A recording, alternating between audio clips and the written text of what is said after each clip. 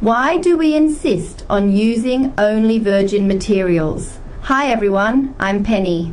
Have you ever wondered why cemented carbide rollers that look almost identical on the market can have such a world of difference in service life and stability?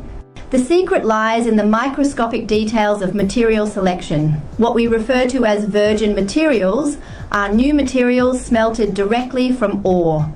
They boast extremely high purity, with trace impurities like Ca, Mg, Mo, and Si being virtually negligible. This results in highly stable and controllable chemical compositions.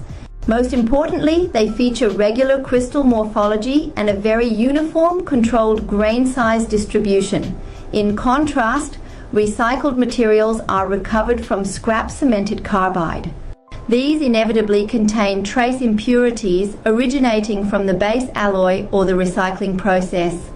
The powder particles often exhibit internal pores, agglomeration, or crystal defects. It's like trying to build a house with damaged bricks. Admittedly, using recycled materials can make short-term costs look very tempting.